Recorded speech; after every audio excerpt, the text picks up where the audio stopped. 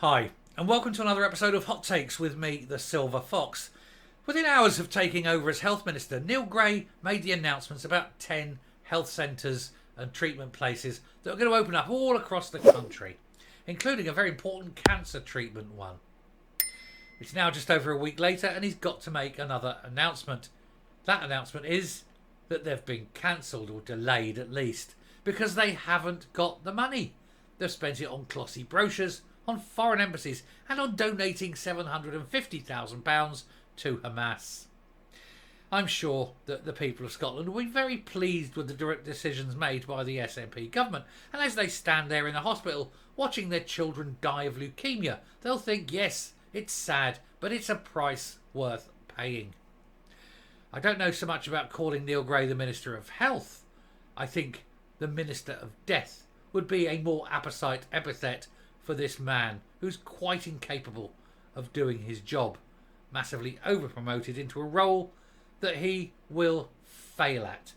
After all, he's only been there 10 days and he's failing already. Let's take a look.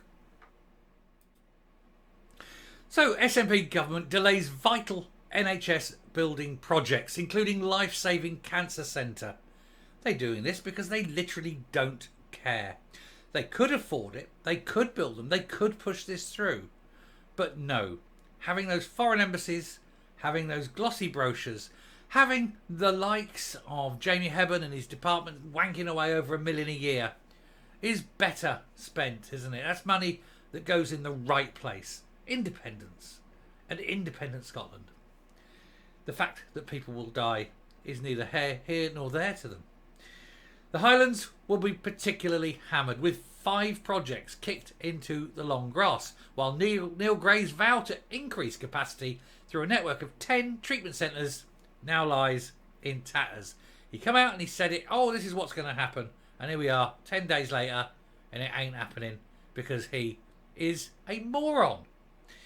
Massively, as I say, over-promoted. He's never held any kind of position like this, never had any kind of power, never dealt with people before. His last role was box ticking and pushing pieces of paper.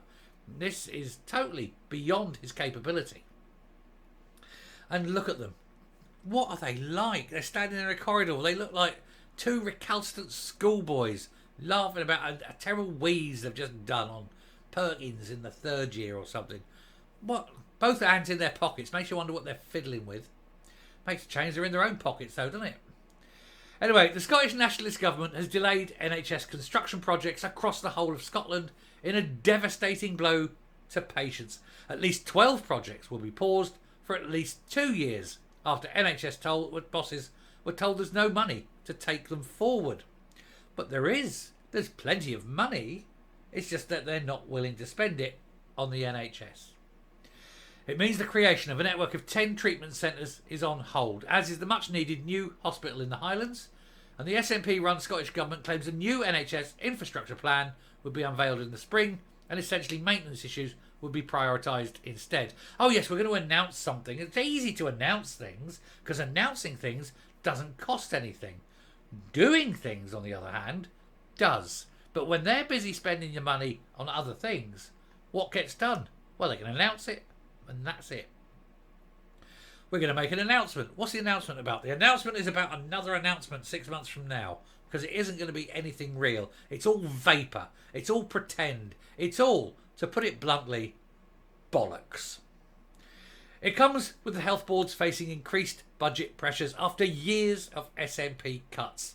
The Highlands look set to see the biggest impact, with 5 projects now on hold, including plans for the new hospital at Fort William and the refurbishments to the maternity ward at Regmore Hospital in Inverness and Caithness General Hospital.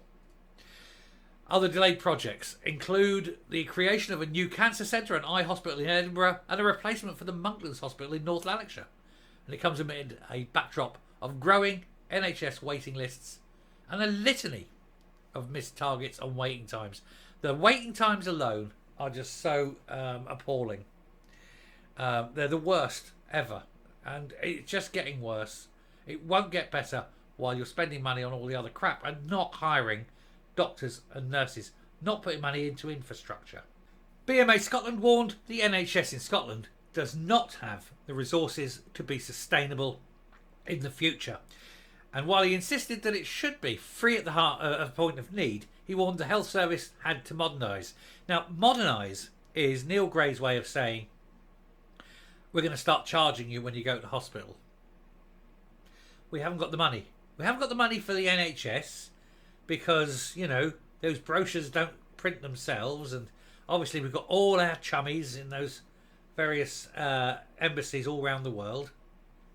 They aren't cheap either, and we've got to pay them a salary as well as maintain all these things. You know, and then all the costs of sending people around the world. I mean, COPS was like £500,000, the COP28 lot, and then we had to send people here and send people there. Oh, there's a trade mission to somewhere else. Yeah, we haven't got any trade or anything, but we've got to keep sending people all around the world. And all this, it's all bollocks. It's all utter waste of money. Dr. Kennedy said, we can't have a free buffet for all where it's all you can eat buffet. We definitely need to prioritise and say what we'll provide and what we won't provide. Well, what you won't provide is an NHS. What you won't provide is any kind of service. Not while the money is going on the things it's going for. So these are the things that are on hold. I'll just go through them very quickly. In Lothian, a new cancer centre and eye hospital in Edinburgh, National Treatment Centre in Livingston. In Ayrshire and Arran, National Treatment Centre at Carrick Glen Hospital in Ayr. Tayside, National Treatment Centre at Perth Royal Infirmary.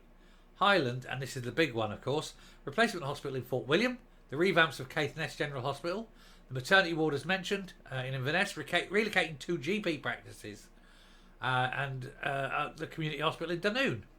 In Lanarkshire, replacement for Monklands in Airdrie and a National Treatment Centre in Cumbernauld, and in Grampian, National Treatment Centre in Aberdeen, and an MRI scanner for Dr. Gray's Hospital in Elgin, and also the refurbishment of the mental health ward at Dr. Gray's.